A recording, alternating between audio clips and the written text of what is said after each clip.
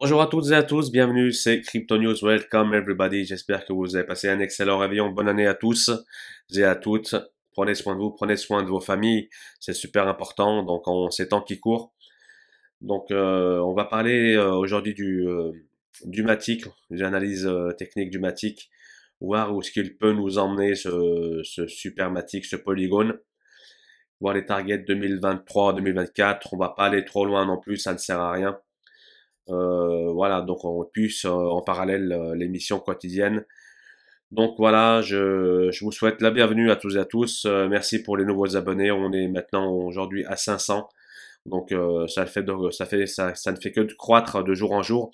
Et ça, j'apprécie aussi. Merci beaucoup à vous. Et je suis aussi présent sur Twitter énormément. J'ai partagé pas mal de choses aujourd'hui avec certains abonnés, se reconnaîtront. Et c'est parti, let's go. Welcome, en tout cas, ça me fait super plaisir. Donc tout est un peu dans le vert, c'est pas mal, donc on est plutôt bien. Donc ça reprend des couleurs dans le green, donc on est bien. Un Bitcoin à 47 228 dollars, un Ethereum à 3700, Binance Coin 524, Solana 175 dollars, Cardano 1,36, XRP 0,84, Terra 89 dollars, Polkadot 29, Avalanche 114 dollars, il nous fait un joli pump. Dogecoin, Shiba Inu à 0.4034, toujours pareil, toujours neutre. Polygon, on va en parler dans l'émission, donc ça va être quelque chose de sympa. Crypto.com 0,58, Algorand donc 1,67, Litecoin 150 dollars. Cosmos 35, donc lui il n'a pas bougé récemment, ça fait un petit dump. C'est le seul quasiment qui n'a pas bougé. Hein. Donc Atom Cosmos, blockchain à part entière. Chainlink 21 dollars. J'ai fait une analyse technique tout à l'heure sur Twitter, on en parlera. Donc Uniswap, Tron, Stellar, Axie avec 95 dollars, un léger recul. Phantom à 2,50, 7,25%. Et Hedera Hgraph à 0,31 dollars. Donc voilà pour le tableau des tokens. Donc on va pas tous les faire, on a fait de 1 à 25. C'est pas mal, on voit que c'est une tendance haussière, donc c'est plutôt pas mal pour ce mois de janvier qui commence fort. Sur le Scalpex Index, au niveau du Bitcoin, donc pas plus à dire, donc on est toujours dans les bornes hautes. Dans les bornes hautes des 52 000 et la borne basse des 45 000 dollars. On est toujours dans cette boîte. Donc on verra par la suite comment ça va avancer. Donc j'espère qu'on aura un peu de volume, que les institutionnels vont se réveiller pour pouvoir amener quelques liquidités et faire décoller ce prix dans un premier temps euh, vers les 52 000. Ensuite, prochain palier 59 000 et pourquoi pas toucher la TH aux abords des 69 000 dollars. Donc voilà, sur Twitter, j'ai fait pas mal d'analyses, on les voit sur le côté, là, j'en ai fait peut-être 6-7 tout à l'heure. Donc n'oubliez pas de faire un tour du côté de ma chaîne et de vous abonner, cela m'aide grandement à faire évoluer celle-ci. Donc pensez bien à vous abonner à la chaîne et mettre la petite notification, ça ne mange pas de pain et ça me fait plaisir. J'ai vu ça tout à l'heure, un petit chart concernant les halvings. Donc là, on a avril 2020, décembre 2021. Ensuite, là, on n'a plus rien. Donc si on analyse vite fait comme ça, donc le premier halving était là. Donc ça dure 4 ans, jusqu'à 2016 à peu près. Donc ici, si on se fait un peu comme ça, donc on a 2012-2014. 2012-2014, donc de 2012 à 2013, ça part. Et ensuite, on a encore une jambe haussière de 2013 à 2014. Donc si on se réfère ici à 2020, donc en 2020-2021, c'est comme ça quand même pas mal pumpé. Donc 2021-2022, on attend justement ce super rebond qui est là, cette deuxième jambe haussière. J'en ai parlé dans la mission précédente. Donc moi j'attends beaucoup de cette année 2022 et je pense qu'elle va en se prendre plus d'un. On va parler de Polygon avant d'attaquer l'analyse technique, donc pour voir un peu où est-ce que le prix peut aller. Donc The Sandbox migre vers Polygon, donc ça c'est plutôt pas mal. Donc Sandbox c'est un monde métaverse hein, où ça fait pas mal parler de lui avec Mana Decentraland. Donc Sandbox elle vend en poupe en ce moment. Polygon est là justement pour récupérer un peu tous les clients de Sandbox parce que les frais Ethereum sont exorbitants et ça vous le savez tous.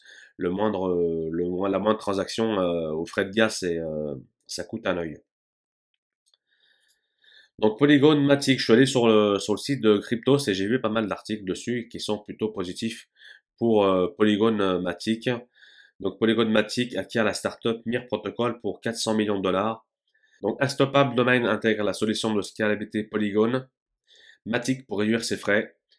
Et ils ont bien fait parce que c'est vrai que les gaz d'Ethereum sont super chers. Donc de plus en plus de people intègrent Polygon parce que c'est rapide et c'est pas très cher. Les adresses actives de Polygon Matic ont brièvement dépassé celles d'Ethereum. De plus en plus de portefeuilles se créent avec du Polygon Matic au lieu de l'Ethereum et ça c'est une bonne chose. Polygon Matic fusionne aussi avec Hermez HEZ et adopte ses protocoles Zero Knowledge. Polygon lance un studio dédié aux jeux vidéo et aux NFT. Donc, vous voyez que ça commence à faire pas mal pour parler de Polygon, anciennement Matic.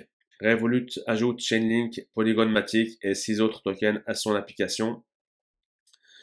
L'agrégateur de DEX OX intègre Polygon pour augmenter ses sources de liquidité. Donc, encore une fois, les données du réseau Polygon Matic arrivent sur Google Cloud.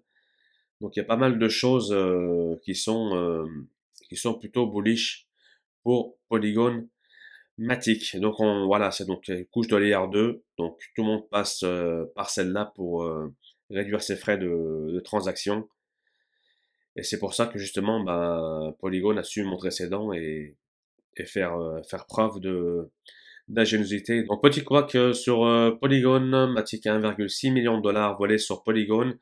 C'est une information que l'équipe a cachée et pour cause, la blockchain Matic a le vent en poupe, surtout depuis que les frais du réseau Ethereum ont explosé, les utilisateurs préférant passer par la couche de Polygon pour effectuer leurs transactions. Nous sommes sur le Polygon Matic USDT en 4 heures, phase ascendante, comme vous le voyez depuis 21 septembre, on fait que monter.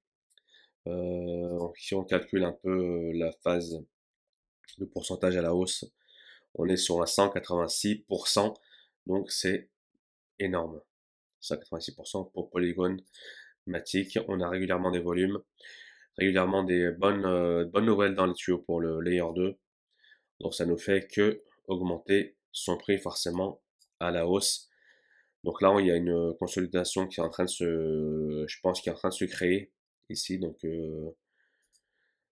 après, donc, euh, donc il y a une consolidation qui est en train de se créer entre la borne des 2,45 $ approximativement et les 2,94. Donc on verra s'il y a des volumes, ça peut justement partir vers le nord. Donc là on est la TH est ici, donc à 2,92, ça c'est pas mal. Donc à mon avis, je pense qu'il y a une consolidation qui va se créer à ce niveau-là avant de repartir à la hausse. Donc, j'avais fait un petit schéma pour vous montrer un peu le prix, justement la prédiction du prix du Matic. Je pense qu'on serait aux alentours de 4 à 5 dollars en 2024. Donc n'espérez pas avoir des 10, des 15, des 20 tout de suite, hein.